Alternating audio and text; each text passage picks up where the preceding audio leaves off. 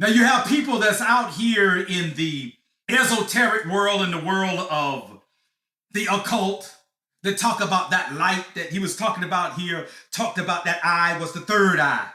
Well, let me say this to you, and I'm going to put the stamp on this for everybody. We know that in the inward man that there are things inside of us. The so-called third eye that is connected with the pineal gland. Is it real? Of course, it's very real. Are there people that actually are able to open that and see things through it? Absolutely. And there are people that walk with the Mashiach from time to time, may have that very experience. But let me say this to you. Do you have to sit down and meditate on your heart for it to beat? Do you have to meditate on the blood falling through your veins for the blood to flow?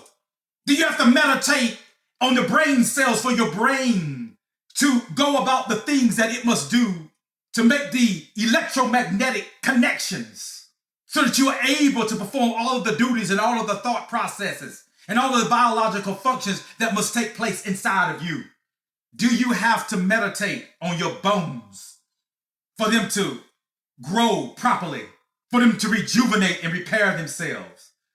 No. These things happen naturally, spontaneously on their own because the intelligence has already been put into the body to do these things. Well, if that is true with your outer man, why would it not be true with the inner man? These people that are going into the occult, trying to astral project, do astral travels, and they're doing it, projecting themselves out of the body with out of the body experiences, going into meditations, raising their energies, trying to deal with the chakra centers, trying to see through the third eye and all of this stuff. Men have done it for ages and they're still doing it now. But what's behind it? But the spirit of the Antichrist making men believe that they are God. That's what that foolishness does. It makes you think that you are God, you are Elohim. I can go into these different states of mind and create the life that I want to live. I don't need an Elohim. All I got to do is go into the field of all possibilities. Some call it the net.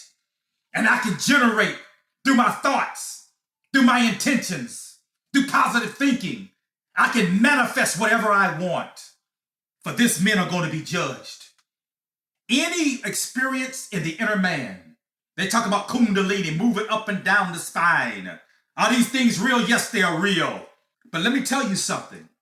The same way that the Almighty has set your body to do what it does and you don't need to mess with it, you don't need to meditate on it. All you need to do is just live and feed your physical body with the right types of food and good clean water, and the body will do what it does. The same way with the inward man, the unseen man in the invisible realm. He said, seek ye first the kingdom of Elohim, and all other things will be added unto you. If you live and do the things which Yahushua has commanded you to do, and you live according to the word and the laws of Yahuwah, everything that's in the inner man, I don't care what it is, it will do what it does when Yahuwah commands for it to happen.